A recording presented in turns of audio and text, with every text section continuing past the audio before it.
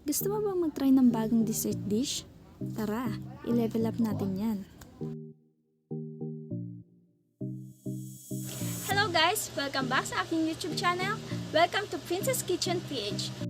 For today's video, we will make mango sticky rice turon. Yung dessert na gagawin natin ngayon is para sa mga taong mahilig sa kakanin pero hindi mahilig sa matamis. Perfecto para sa inyo.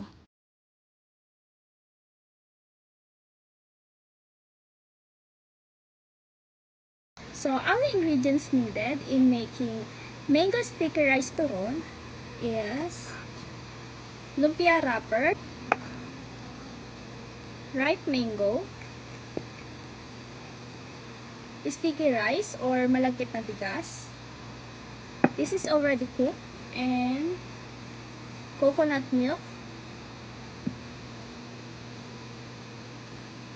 oil for frying, and white sugar.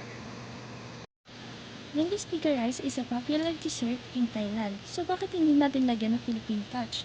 Ibalot natin siya sa lumpia wrapper. First, in a low medium heat, hayaan mo lang kumulo yung ating coconut milk until maglabas siya ng sariling mantika. And until mag-thick yung consistency ng ating gata. After that, pwede mo lang ilagay yung sugar natin. Depende na sa inyo kung gaano katamis ang gusto niyo. Just continue stirring para hindi siya magbuo-buo. Pag nag-change na siya ng color and thick na yung consistency, pwede na yan. Pwede mo nang ilagay yung ating sticky rice. And haluin lang itong mabuti para ma-coat lahat ng rice. Ngayon, pwede na tayong magbalot. Simple lang ang pagbabalot nito para ka lang nagbalot ng malagkit lumpia. Dagdag lang tayo ng mangga. Pwede rin naman gumamit kayo ng langka para Pinoy na Pinoy yung version. Kung kayo ay may sweet tooth at hindi kayo kontento sa tamis, pwede kayong gumawa ng caramel sauce or latik in Tagalog. This is just combination of coconut milk and sugar. You can use it as a dip or as drizzle in mango sticky rice turon. Just fry your mango sticky rice turon until golden brown.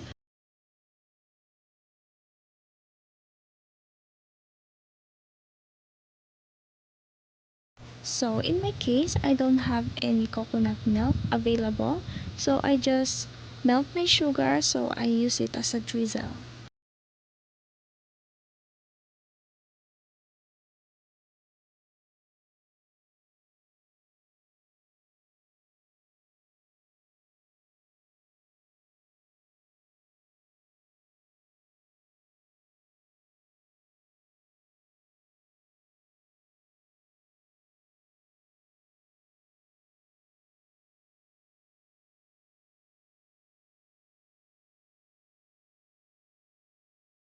So don't forget to like and subscribe. Thank you for watching.